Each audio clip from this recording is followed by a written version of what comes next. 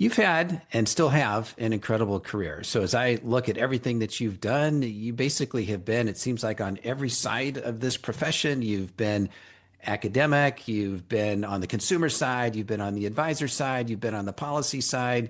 You pretty much have been all over the place. And I'm curious, who's harder to work with? The consumers that you talk to about financial planning or the advisors when you do your advisor work? Oh, that's actually an easier one. It's the advisors. Yeah, it's not close. The consumer side I love. I find it very everybody has their own differences, but I'd say advisors are more challenging because advisors who are listening will know this too. But most of us feel like we know everything at some point, and it's interesting. The more experienced advisors you get that then eventually say, I don't know anything anymore. Those are the great ones to work with. Jason Wenk and I were just talking about this, CEO of Altruist last week, that both of us when we started and we were like 21 years old and you're like, oh, I know everything, I can do everything, and then like you get to 27 and you're like, man, I didn't know a lot then, but I know everything now, I'm good. And then 10 to 15 years later you're, oh, you know what, I didn't know anything then either. And then So I know nothing now. yeah, I know nothing. And once you find Yeah. advisors that say that, they're great to work with. Yeah. Yeah. It really points to the idea that we have to be continuous learners. Yeah. And it's that old saying, the more I know, the more I realize I don't know. And I think that's even accelerated here in the past few years. So since we're talking about advisors here to start, you and I had a little bit of an intersection some years ago. I was back with Monty Carson in back then it was the Peak Advisor Alliance days and ran that business for about 11 and a half years. And then some years after I left, you ran the business as well. So let's go back a few years and think about when you were coaching and training advisors back in, what was that, maybe 2020, 2021 Yeah, or that so? like 19 to 22-ish time period, I was still in the coaching side there. Yeah. So think about what you were talking to advisors about back then versus what you are saying to advisors today. Because since that time, we've had this little thing called Chat GPT and AI that has come to the forefront in between those bookends there. So what's different from just 5 years ago to today in terms of what you're talking to advisors about? Yeah, it's a great one, and it'll be interesting. I'm going to flip this back to you eventually on what you were talking about when you were running it, so be prepared. The right when we came in and we're working in that kind of 2000, that 2020 curve over time period where we had this before pandemic and after. Right before it was still a lot like operating structure of the team, right? Am I going to go to an EOS traction style approach? Am I going to be visionary and lead and build this team around me? And then it was a constant conversation around what does the tech stack look like right then? And that was the terminology, right? It was like your tech stack. What does it look like? And then I'd say right after that, it really shifted. And what I would say is probably right during the COVID pandemic when we shut down, wasn't really about that anymore. Very much shifted to how do we communicate with clients, what frequency. As you remember, we used to put out weekly market commentary out there to all the advisors. And it was like this, you have to be in front of clients, you have to be talking.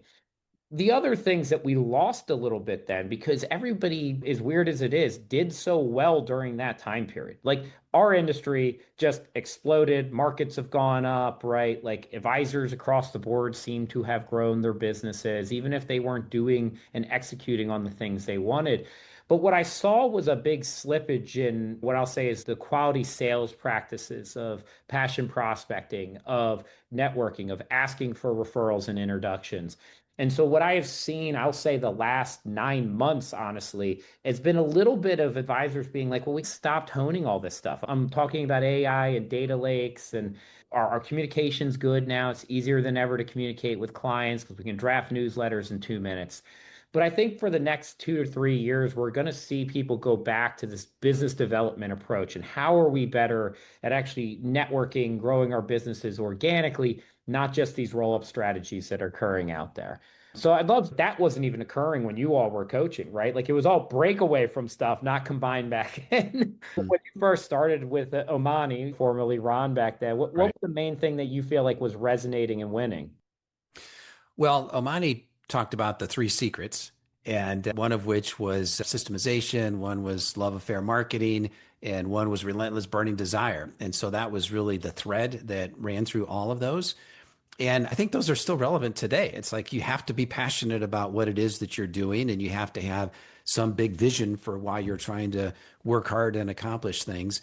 And then I think systemization is certainly still important. Of course, we've got AI and we've got AI agents that are going to probably take over a lot of that work.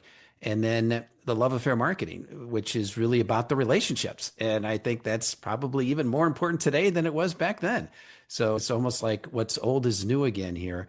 And yeah, I think your point about we lost the sales edge, I think that's a really interesting one to talk about as well, because I think Omani is probably the greatest salesperson I've ever met, maybe right up there with Tony Robbins, who I've had the pleasure of meeting as well. And I think that was one of the things I certainly learned from him, among many others, was just how to be a better salesperson. Not that's my profession or anything, but yeah, he was certainly great at that. And I think as the profession continues to develop, oftentimes I'll talk about how when I started many years ago, it was really a commission business. So it was all about sales.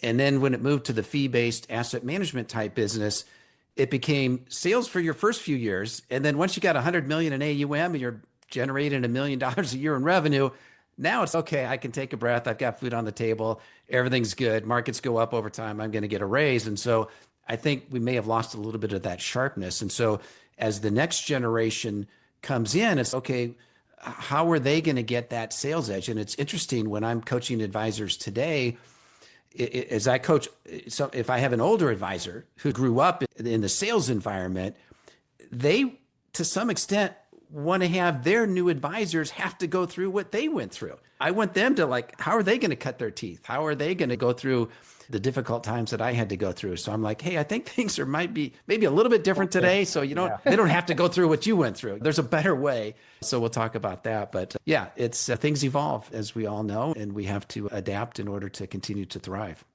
Yeah, I think it's a great point. I have a TED talk actually coming up on this topic of we keep trying to train people to some degree like the way we were trained. And that's normal, right? Like we learned something. And for thousands of years in human history, like that kind of worked. You could go to an apprenticeship, and really the business model didn't move a lot in one generation. It often took 2 to 3 generations before you really saw systematic change. We're now living in a time period where the next 10 years will be vastly different, right, than the previous 10 years from an economic perspective. And so I often think we can't train people exactly how I was trained coming up through the legal field, right, in the early to mid 2000s. Like that's not going to work. Different. That doesn't mean we don't have good lessons from it, right? Some of the general philosophies are the same ones, but we do have to train for the future, not just for the past. And I think that is something we're struggling with. And I think that shows out in that Cerulli data, where we're still having 75% of our industry leave in the first 5 years. We had a net loss of advisors in 2025, where more left the industry than came in. Those are not great signs to me that we are preparing the future for what's coming. Well, and speaking of training, what are you thinking there? So, in the legal field, from what I've seen, they're concerned that the first and second year associates, it's like, what are they going to do? Because AI now can do all the in depth research much faster than a human can. And same thing with advisors. If we're trying to train new advisors and we've got AI that can take the notes, can do the analysis, can put together the basis of a financial plan. So, what are you seeing and thinking here in terms of how do we train the advisor of the future? So, a couple different things. The first one is I do think we're going to be, and we've seen a bit of this shift, but we are going to continue to be more salary based in the first couple years than ever before. We'll see that more next year than this year and the next year. And that's been a trend, as you said, going back to the 90s, where it was all commission and we didn't have anything else besides that. And it's still a good bit of production on the early side, comp wise, for advisors out there, but it is starting to shift. What that allows for is actually a more concentrated development plan for people, that we don't have to get the value out of them from note taking or doing stock analyst type work, that we can actually focus on development. The other thing that I believe is coming, and funny enough, Omani and I had a conversation when I was back at Carson about the future of the profession and how we were going to build that out there. So we had the Carson as a robust next gen development program that we launched about 7 years ago now ish, 6, 7 years ago. And the I remember the conversation was Amani. He's like, oh, we need to have him 2 years in this development. And in our first cohort, we were sticking towards that. And we lost a bunch of people like in year one, which some of that's okay. But what I realized going through that in our first mistake was that we were trying to wait way too long in this new world to get people in front of clients. That one difference of my experience in the legal world and Omani's was that he started selling to people in college out of his college dorm room, Mhm. right? And the conversation, he's, well, they really need to prepare. And I said, but you wouldn't have done that. And he's, you're right, I wouldn't have. I didn't want to sit under somebody for 5 years. I wanted to go out and meet clients. And I was like, and you look around this room, and that was me too. I, in the legal field, was in a negotiation. I think on Thursday, I started on a Monday, and I actually ended up helping with that negotiation.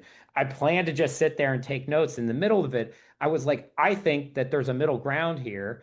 And I think everybody else was too involved with the details and nobody was really listening. The only one listening and taking notes was me. I wrote it down, gave it to the person next to me, and we brought it up, and that's what they landed on. And so I helped land a negotiation 4 days in because I was too dumb not to know that right, I shouldn't just float this out there.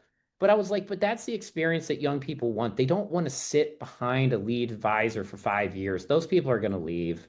And I keep telling advisors, if you think you're going to develop this talent for 5 years and then put them on a pathway, well, that's why everybody's jumping around because we're not letting them go out and have at bats early on. So I think that's going to be a huge change is we're not going to have this other work to do. AI is going to do it. So we're going to have to be prepared to bring in new people and have them ready to meet clients almost as they hit the ground, which is a great thing that the CFP programs now have gotten to the university level. So they're getting some background technical knowledge, but that communication skill, that networking, that building a relationship, we're going to have to deliver that at speed very quickly right off the bat in the future because those other roles, you're right, they're going to be gone. We're not going to be able to say we're going to take 2 years because there'll be nobody there.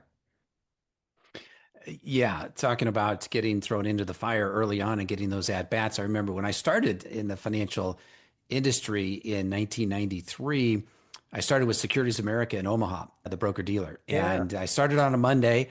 And on Friday, we had the annual national conference. And they put me on the main stage. And I was introducing the company's new proprietary mutual fund. And I Yeah. like had no idea that an independent broker dealer launching a proprietary mutual fund that might not go over very well with some of the people in the audience. So I'm up there talking about this new mutual fund.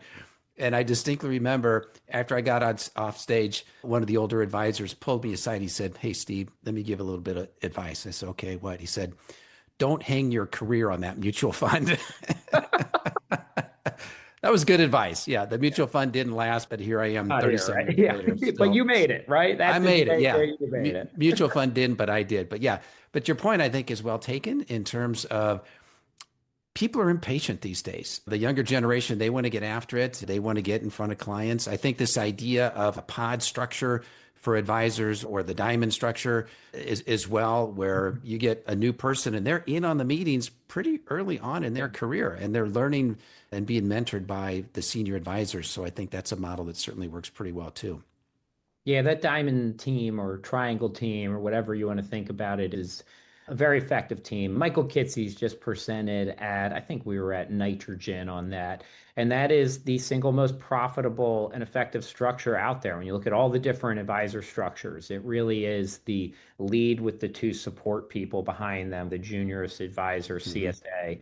That's the most scalable structure. It's for all the variations we've tried, it still seems to work. Yeah. Well, since we're talking about training and how advisors can be successful, let me ask you a hypothetical question. Let's say that, Jamie, you are starting over as a 25-year-old new advisor today, and you have the benefit of everything that you have learned up to this point, all your knowledge, wisdom, and experience. So, based on everything that you know as a new 25-year-old advisor, what are you going to do for the next 30 years? How would you structure things to try and be successful over a 30-year career? Yeah, so I think the first thing would be I would find one other really good person that's going to come along this journey for me with me. When I look out there, I think having a core person that you work well with, that you run hard with, that has the same alignment as you, I think is super important.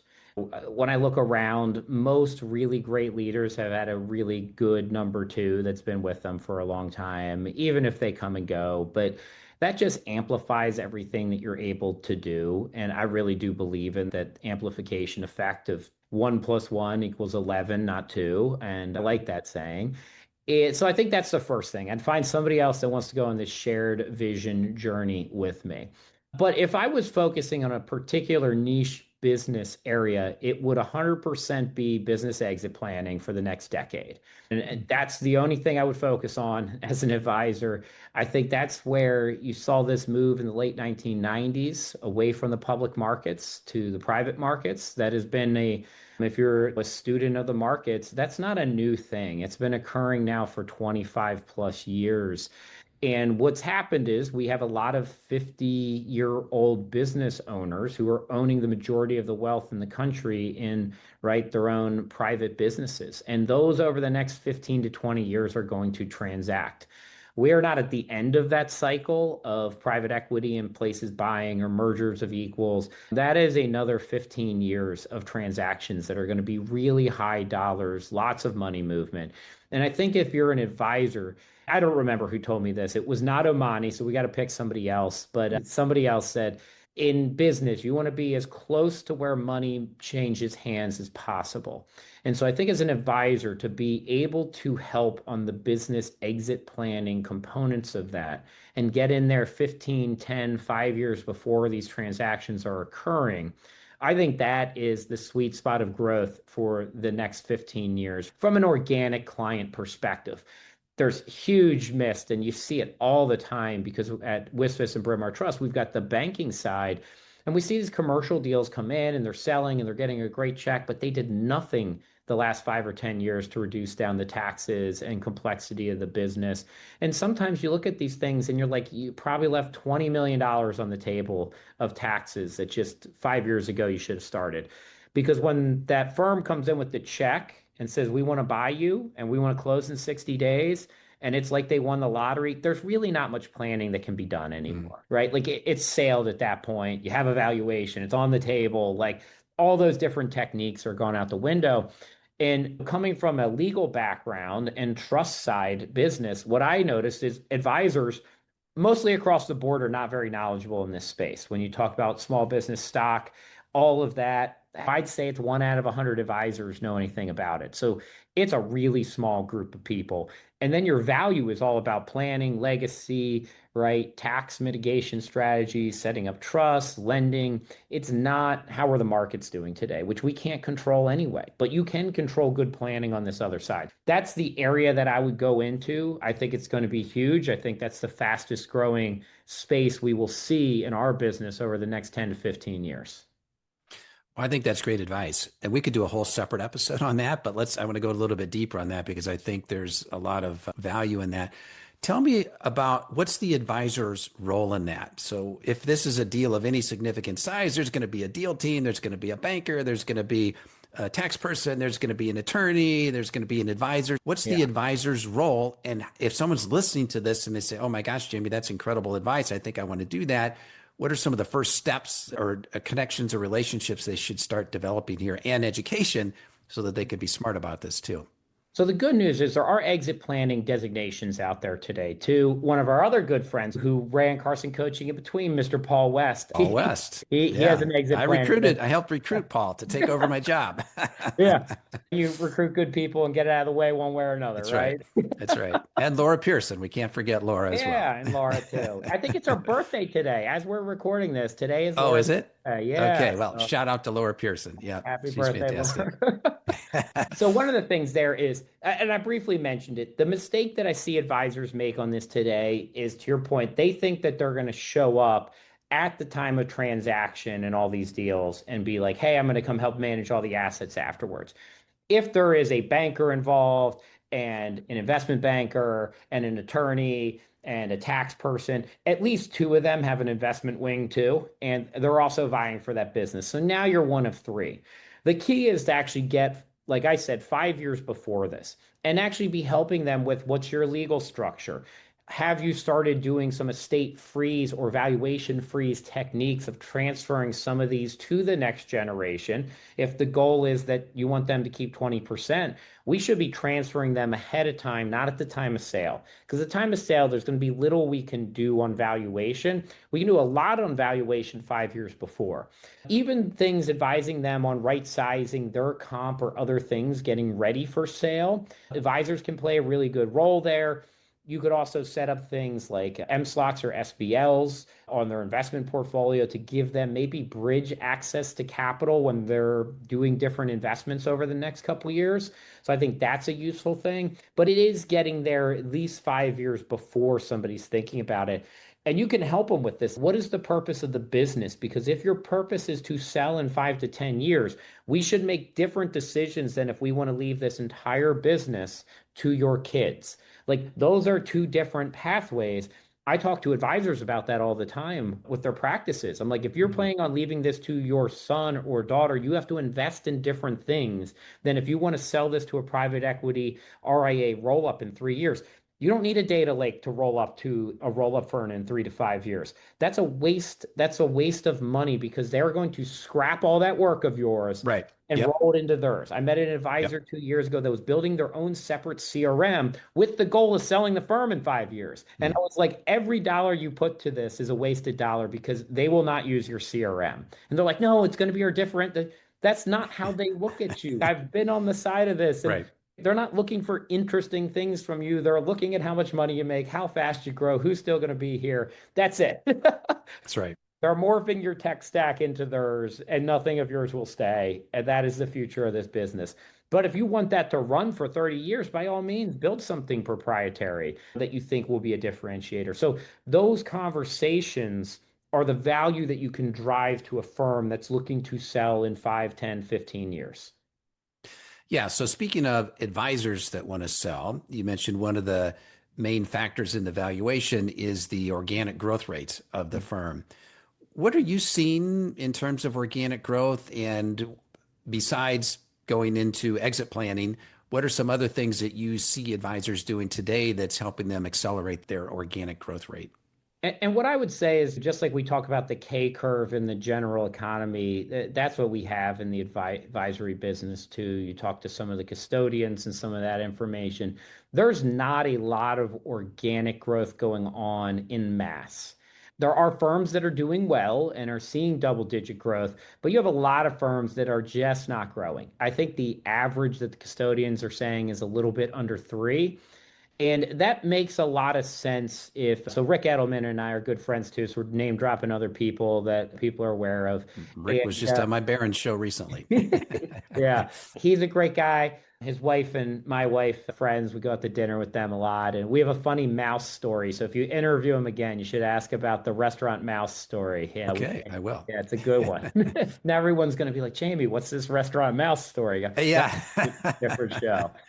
But Rick and I talked about this a while ago, which was when he started his business, right, with him and Gene. It was they were really everybody's first financial advisor. And he was like, we were never pulling them from another financial advisor. He's today, you're rarely anyone's first financial advisor. They have a 401k person. Somewhere along the line, they've run into somebody who fancies themselves as a financial advisor. No, maybe they're not as comprehensive or like you're set up, but they have some interaction if they have money at this point, and you're probably not the first one. So almost everything is closer to a net zero game than it's ever been before in our industry, which is why organic growth rates are right around what GDP growth. yeah, GDP growth, GDP right? I growth. say Yep. GPT because all I think about is chat GPT. But we're only going to grow as fast as the economy is growing. So what I see is when you're in Texas, I'm seeing advisors with low double digit organic growth. Well, guess what? Texas is growing at low double digit economic growth. You come up to parts of the Northeast that are fairly established, we're not seeing that type of explosive growth. But if you're in Austin, well, yeah, by all means, I think there's 20% wealth growth there last year. Like you're good, you can find that. But that's going to be a little bit regional. The majority of advisors' clients are still within a 45-minute drive. So although there's been all these national firms that have popped up, what you still see is this concentration. If somebody couldn't get to an office of yours within 45 minutes, they're not super likely to join. Now, they might view themselves as a virtual client. They might never come into the office, but there is still this tie to some type of local aspect. And that's been a very interesting dynamic that's still held true the last couple of years. But again, going back to then what is driving the organic growth? One, I do think it's having the right capacity on the team. I run into a lot of advisor firms that are just like, we're really stretched. And what that typically means, though, is you're not delivering the type of service you wish you were delivering to all clients. It means that you're cutting back on services to certain clients to be able to deliver exceptional service to one group. But it means there's some other group that's you're not super happy with that. And what that means is they're not becoming, right, super promoters of you, that you have some group, and that actually might be a very big group. So if you're right size capacity and you're delivering exceptional service across the board, you're seeing people grow faster.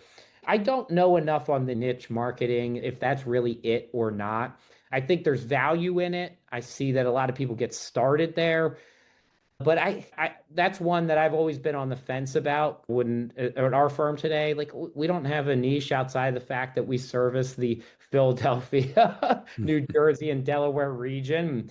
Generally speaking, we're talking about people with $1 million or $2 million more of investable assets who also want to work with an advisor. And if you look at that addressable market, it's something like 2-3% of the population. Okay, that's a pretty niche population compared to most products, right? Like I have a big thing of bubbly water here, and that's 85% of the population. And so I'm not a big fan of that. I think you can have specialization areas, but like I wouldn't just specialize in exit planning only for med and dental practices.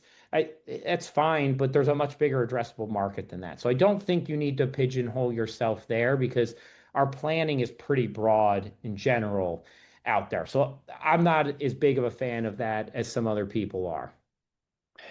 Well, and speaking of that, do you think AI is going to change how advisors should think about who their target market is? And I'll just preface that by saying what I'm thinking is that rather than a specific niche of exit planning or whatever, you might look at, okay, what's AI going to do? And then what is that going to leave for the human?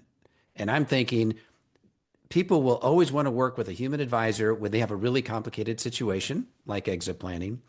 They're always going to want to work with a human if they have a high frequency of decisions that they have to make and they want to talk to someone as a sounding board, Yes. as a second opinion. And then I'd say a third is if their decisions are high consequence. Those to me, if you can target that, there's a variety of different people that would fall under that. And I think that using that as a target, AI is not going to put you out of business. It's probably going to put you in more demand. So, what are your thoughts? Well, you did a great job of explaining some of my thought process behind why I think exit planning should be one of those Yeah. areas. And to your point, AI will replace that very repeatable process type work. So when you think about $1 million rollovers that are going to be invested 60/40 and kick off 4%, that's a perfect scenario for AI to model out and replicate the majority of that work. When you then say, but then we also have a brokerage account, an annuity, and a life insurance policy, a 529, some business income, real estate, and we need to make all that work. You're like, okay, this got more complicated. I now want Mhm. to talk to you, Steve, or any advisor. Even if the AI is going to give us some parameters, it's complicated and there's going to be trade-offs. There's no right answer anymore. Right. So I want a human, I want somebody to interact with to say, well, what are the trade-offs? How do I think about this? And that's true with selling a business. There's always trade-offs on structure versus, right, the amount of money you make versus taxes versus who's going to be involved afterwards. And there's no right answer. It's just different for different people. So I think as much as you can put yourself into those areas as an advisor, that you're going to help people also discern what's real and what's not real. This one's a little bit of maybe further or pessimistic, further looking. I think one of our biggest challenges coming with AI is the fact that the models that we have built, the assumption is that no matter how good they get, they will always lie to us and they will make up because the way that these were built is they are guessing and there's never going to change from that. Now, we might have different AI in the future that takes a different pathway. But what we have today, no matter how good they get, they will continuously lie to us. That's okay. People lie too. So it's not like a reason not to use AI. People aren't perfect. AI is not going to be perfect. But I think with that in note, I think a big value of a trusted advisor is going to be helping clients discern what's real and what's not real, right? When we're seeing videos of AI generated people that look believable. I was on the phone with somebody today. Now you see fake podcasts that talk Mhm. about products as promotional to them as if it showed up on a podcast. Those aren't real anymore, but it's implying that this product is so good that people on podcasts just randomly talk about it. And that's a lie. It's not there. And I think that we're going to need people that know particular spaces that can come in and be that discerner of truth and be that communicator to clients. And I think that's one of the true values that we are going to play as trusted professionals into the future with AI, replacing a lot of that repeatable, scaled work. That's what AI is going to be really good at replacing. It's not going to be good at replacing, tell me if this is a real video or not, because we're not going to be knowing if it's telling us the truth. So that's going to be really hard to gauge. And that's coming at us faster than I think anybody predicted. And it's a bit scary because our brains are still wired to eat berries in a cave, not discern whether or not what we're seeing is real. Right. Yeah. And to your point about trying to discern what's true and what's not true, I've been saying for some time now that I think the most successful advisors going forward, and this really isn't that different from today, are the ones who are experts at what they do. And so even though we're going to have AI, if you're an expert, you can discern whether AI is hallucinating or whether it's coming up with something that's novel. And boy, that's an avenue that I hadn't thought of. Let's go down. Let's see where that will lead us. What are some prompts that we can put in here? I think this idea of trying to be an expert is, I think, even more important in the age of AI, not less, which maybe that's a little bit counterintuitive, but I think that'll be important as well.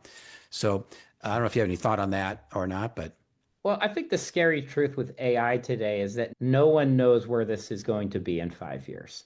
There's not a single person that can predict that. It's going to play out differently than anyone projects. We'll have some people that were more right than others that say, of course, I was brilliant and I knew it all along. They didn't. It's going to, we don't know what people will react to yet. This is a new order where we've never really seen, right, knowledge-based roles be disrupted by technology. That's really the first time we're ever seeing that. It's always been, right, workers, more blue collar, being disrupted by advancements in technology and the roles shift. We've never had it come in where it's now the arts, the sciences, the intellectual side potentially being disrupted. Then how do we react to that as humans? And if you go really forward out with some of the bigger robotics thinkers, how much of the current economy gets displaced? I'm more of the opinion I don't think that's happening as fast as some of the people really say it might, because I still believe that AI and robotics will only move at the speed of trust. And I don't think we have a lot of trust in it today. I don't see it. I don't think most people would turn their household decisions and their childcare over to AI. You maybe in a car, if you've done it a couple times, but even the AI driven cars is probably, I was saying to somebody, I don't know what the actual number is, but that has to be less than a 10% of a percent. So 0.1% or less of all transportation is AI driven today. That is not adoption, my friends. right. Like we're talking about it. There's a couple Waymos driving around. But when you think about the total amount of transportation that occurs in a given day, it has not impacted transportation yet. It might impact it. We might trust it, but we don't trust it today. We are not getting on AI-driven flights on your commercial aircrafts tomorrow. It might Right. be coming, but I don't see it today. It's a very small subsection of wealthier, right, high tech cities where a small portion of people are adopting it, but we act like that's come for everything. That doesn't come for everything. I don't think either you or I got in an AI driven car today fully that got us to work. Maybe you have a Tesla and a bit of it, but you're still doing parts of it. Right. Yeah, and I would agree with that. I would also say though that, and I said this before, I think on my conversation with Lisa Salvi, is that if we go back 20 years ago, 25 years ago, nobody was going to put their credit card on the internet. I'm never going to do that. Of course, Yeah. now today, of course, we do that. We do. Yeah, it's no problem. So I think what things that we think today, oh, there's no way I'm going to do that. Five, Yeah. 10 years from now, it'll be commonplace. So maybe along those lines, let's go out 20 years from now and let's pretend that it's the Jamie Hopkins of 2046 and you're looking back on today. What would you look back as that person 20 years from now and say, wow, how quaint that was, what financial advisors were doing? What do you think that would be? That's a great question. I actually try to always think in shorter term spaces. I think the 20 plus years is always hard, but it's a good one. I do think the notion that we serve niche markets in small geographic pockets without breadth of services will feel very quaint. I think we're right on that one in the next 3 to 5 years. You see the tax services and digital estate planning services and cash lending, all of these things that were tangential to what the advisor did are storming our world. That is going to become so commonplace. That is just part of the advice circle. It's not interesting that you also file taxes. There will be no advisor that's not also helping clients file taxes in 20 some years. That is just going to be a core part of what we do.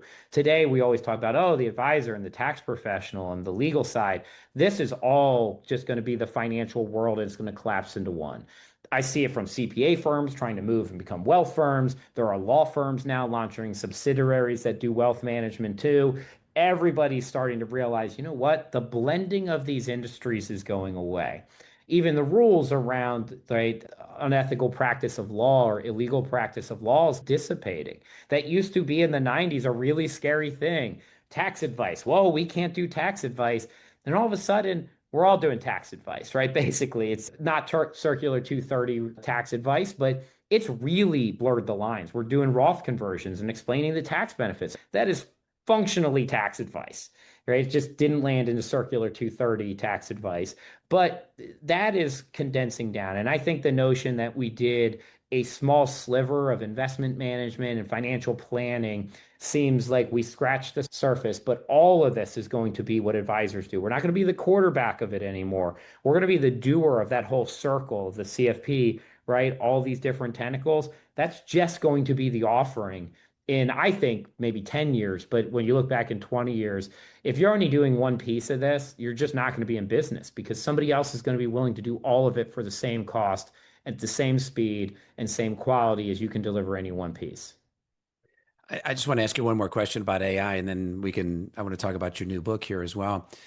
Do you think AI is going to increase the demand for what advisors deliver? Is it going to decrease? We've heard this number of 70, we're going to be short 70,000 financial advisors over the next X number of years. I don't think that's going to be the case, but because of AI and other things.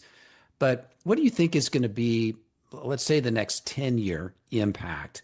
Is it going to increase the demand? Is it going to just completely change it where we've got some high demand for really high end, high complex, and then we're going to have a bunch of automated stuff at the low end. We're still going to have some delegators in there. How are you thinking that the long-term demand curve is what's it going to look like? So your point, there's that McKinsey study that says we're going to have this huge shortfall in the early 2030s. I agree. I think that one's nonsense. I've said it a bunch of Yeah. times. I run FinServ Foundation. We work with 52 different colleges, universities. It's all a next gen development, 501(c)(3.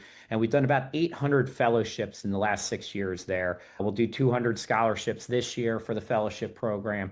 And what I see there, though, is that people are very interested in coming into this business to work with people and build their own wealth. That's what they find interesting. They're not really interested in investing and what we would have said brought people in 2 decades ago. So it is shifting. I do think that AI is going to have two interesting impacts in our profession. I think for some period of time, it's going to increase the demand for advice. In part because I am a believer that AI is going to massively increase the total amount of available wealth on the planet. I am a believer in that. So I think we're going to get more complicated wealth and more complicated tax issues over the next decade.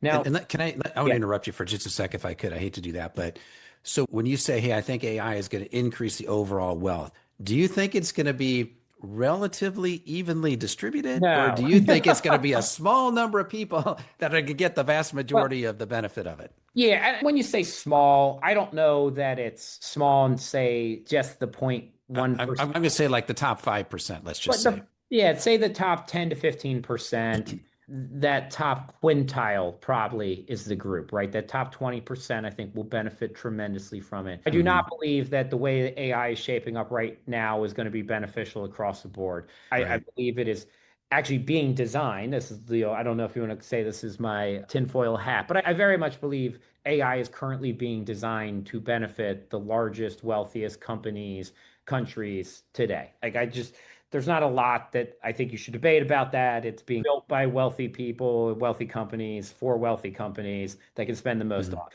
That is what it is. It will have benefits, I think, on raising up the floor for everybody, which I think has occurred over the last 100 years across the world. It might not feel that way that the top group has disproportionately benefited, but look, if you go back 120 years ago, the access to information, healthcare, housing, food, right, all of that was worse. Life expectancy was worse. We have moved up the floor just disproportionately on the higher group. I think Mhm. that's going to occur again, unfortunately, but it is going to occur. But still, that top quintile of people are going to see more wealth than they've ever seen and more complicated tax rules. We don't have, especially globally, any type of tax consensus on how governments should raise money. I don't believe governments are going away. I don't believe their need to raise funds are going away. And we are facing a debt issue here in the country that right now we're trying different things, right? We're trying to say, can we strike deals with other countries? Can we push on trade with other countries to generate more revenue? Whether this works or not, we don't know yet. It's too early, but we're trying other things because the other part is you got to go back and tax all of your own people, which is less popular than saying we're somehow going to figure out how to pull this from other people.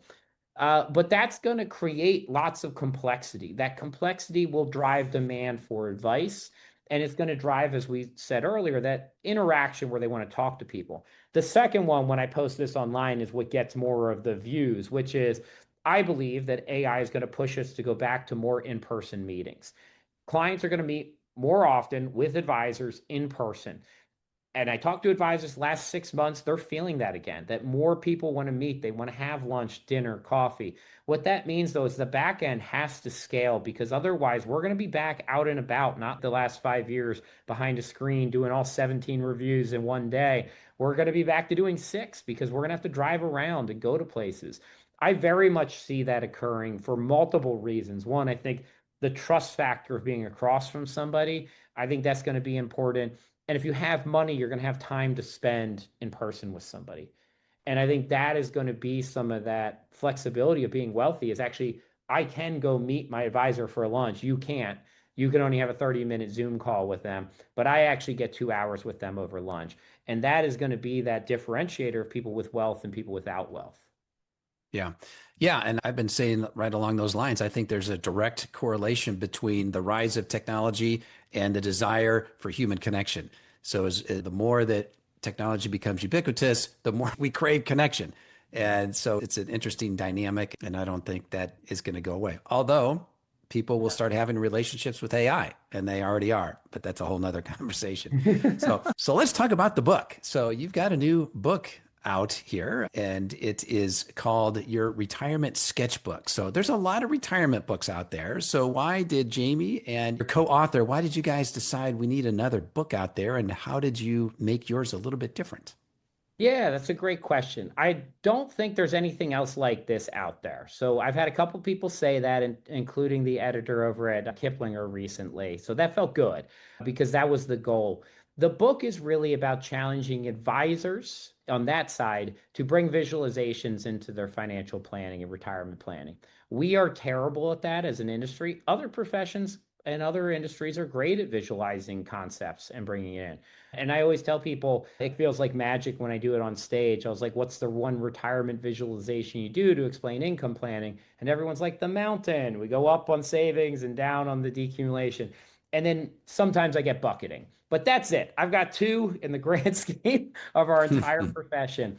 And so we took 125 retirement planning topics and made it what we call snackable. So you could pick whichever ones you want And then we did drawings for every single one of them.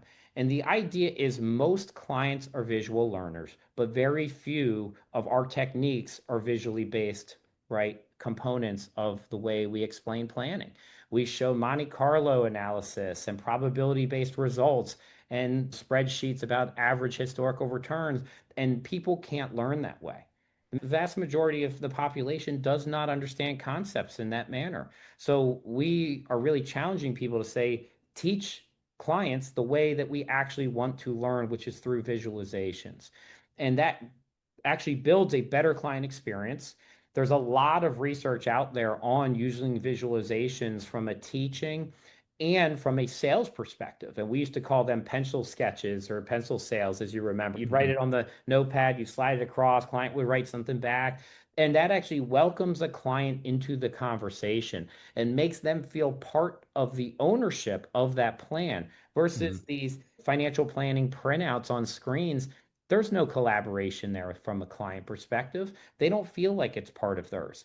And so that's really how we built the book. And we had a human do the artwork too. We did test out AI, but we felt, you know what, like this is supposed to feel like messy and fun. And we want that human element in here. So we worked with a human designer. She's great and very young and did all the drawings back and forth with us. And it was a great learning experience too, because she knew nothing about our profession. So to like work on concepts to help explain it to her was like, great, because every time we did one, Mhm. go, does this make sense? Do you understand? She's like, oh, now I get it now. And so using somebody who didn't understand it to be the artist, I think was a perfect way to do this.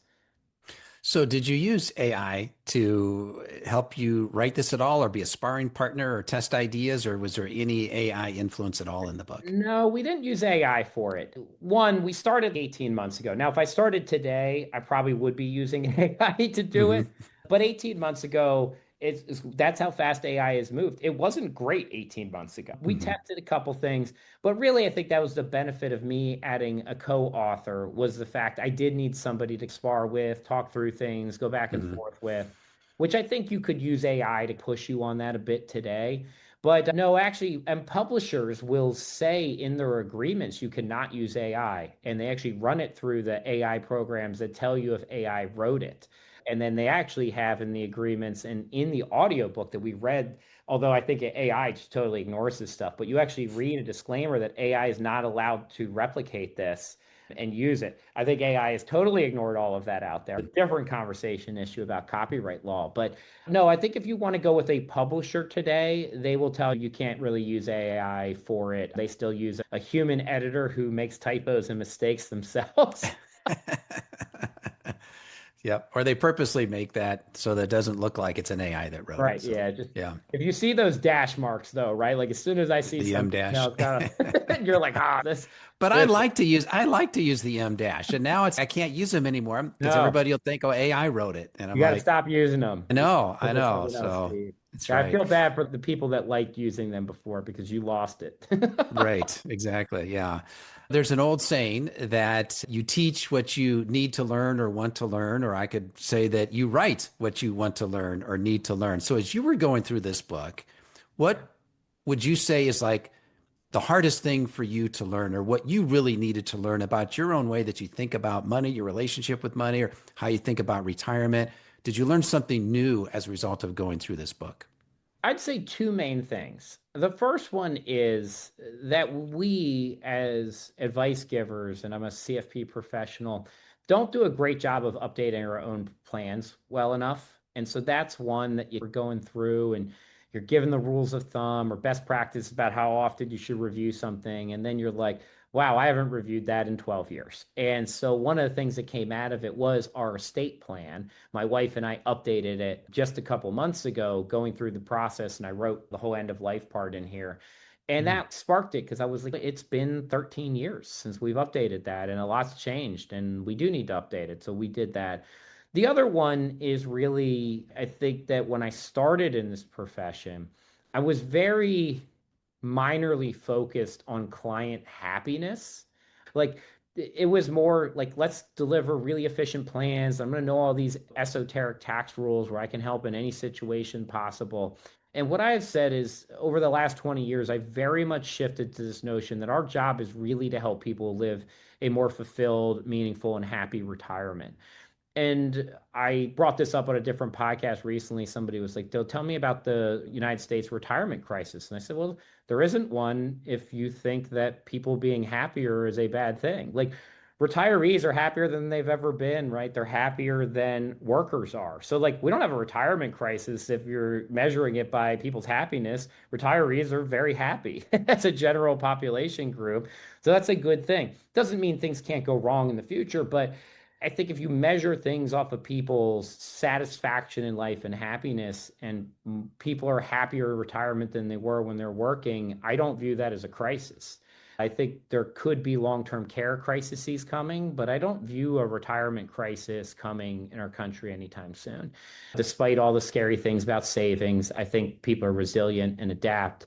And so I think our biggest value as advisors is helping people actually experience that happiness and satisfaction and meaning in retirement. And that's a slow but 20-year change for me in this profession. Well, that's interesting.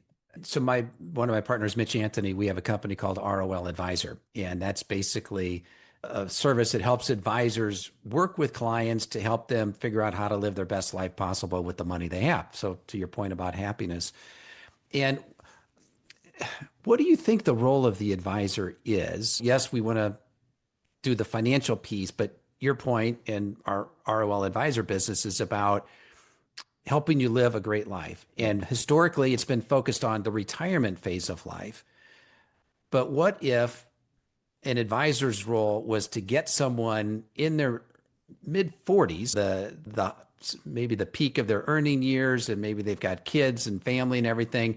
It's we want to help you figure out what your ideal life is, and then we're going to work backwards from that and Oh, yeah. say, this is my life that I want it to be for the next 50 years.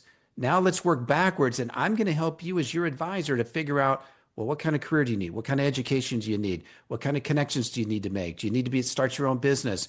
What do you need to do to be able to build that life sooner rather than waiting until you're in retirement to make that happen? So do any advisors already do that today that you're aware of? Yeah, they do. And I think that is the core of what we should be doing. It should be this setting this future vision of our future self and working backwards from that and then putting those things in place today. And it's probably a bit of where I've landed in life recently. I have these conversations a lot more than you'd expect because I made a change in my previous job to my current job in part because I wanted to spend more time with my kids. I wanted to coach their sports teams. I wanted to be home at dinner. And so I talk about that a lot. Like my team Mhm. hears me talk about that a lot. I do it on podcasts, on our webinars, and I'll do it on webinars for our clients. And somebody will reach out and be like, you know what? I'm going to go volunteer because my kids are only, you're right. Like I'm spending too much time working and I'm not doing this and it's going to be gone before I can. And I'm like, well, that was my value add, right? Like it wasn't Mhm. for, I was talking about some 529 Roth rollover strategy, but then talked about my Mhm. kids and volunteering. That was a real message I got from a doctor that said, hey, I'm going to go volunteer. And I'm like, well, that was great. Now, that wasn't a Right. one-on-one conversation, but that message still got there. And I think that's a big part of our job is we're here to bring life satisfaction, happiness, purpose, right? Help people find their meaning and then live that life that is aligned with it. Our promise here, our brand promise is your journey, our commitment. And so we try to live by that, right? We want to know where you want to go, and then we're committed to walk along that path with you. And I think that does help inspire our team here to say, how can we help today in whatever mechanism it might be? Jamie, as we wrap up here, let's just assume that you are standing in front of an audience of 1,000 people. They're 10 years away from potentially retiring. You've got this new book out. What is the one important message that you want to impart upon those 1,000 people who are a decade away from retirement? Absolutely. So retirement should be fun. It should not be boiled down to spreadsheets and Monte Carlo analysis. And if you're not having fun planning your retirement, you need to make a change today. And that's the whole purpose of the book.